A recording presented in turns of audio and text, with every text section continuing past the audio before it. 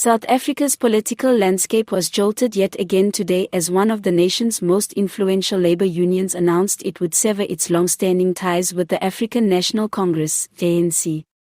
This latest defection marks yet another crack in the ruling party's historic alliance with organised labor, a relationship that has, for decades, formed one of the cornerstones of ANC political power.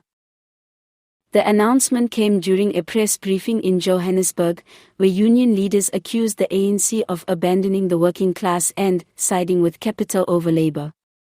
With banners bearing slogans like "Workers First, Not Last" and "Promises Don't Feed Families," the message was unmistakable: the patience of South Africa's organised workforce has worn dangerously thin.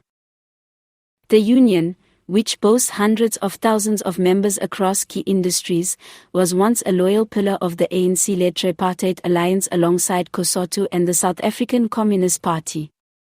But in recent years, tensions have simmered over wage disputes, job cuts in state-owned enterprises, and what many workers see as government's failure to stem the tide of unemployment and poverty. The breaking point, according to insiders, came after months of stalled negotiations over worker benefits and the government's refusal to reverse austerity measures that have hit public sector employees particularly hard.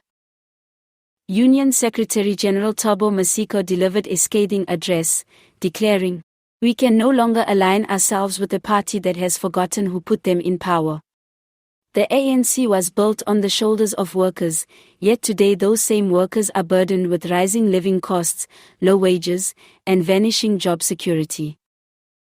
The move is a personal setback for President Cyril Ramaphosa, whose political brand is deeply tied to his background as a former union leader.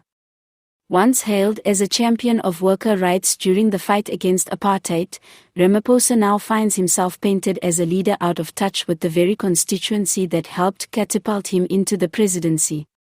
Critics say his administration's focus on investor confidence and economic reforms has come at the expense of worker protections. Analysts warn that the political fallout could be severe.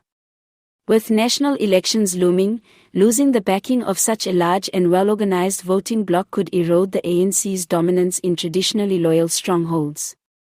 Labor unions have historically been instrumental in mobilizing grassroots support, funding campaigns, and delivering voter turnout in townships and industrial hubs. Without them, the ANC risks ceding ground to opposition parties eager to court disillusioned workers. The union has not yet announced whether it will formally endorse another political party or operate independently as a political force. However, early signs suggest they may throw their weight behind smaller, worker-centric parties that have been chipping away at the ANC's support base in recent municipal elections. In the streets and factory floors, reactions are mixed but passionate.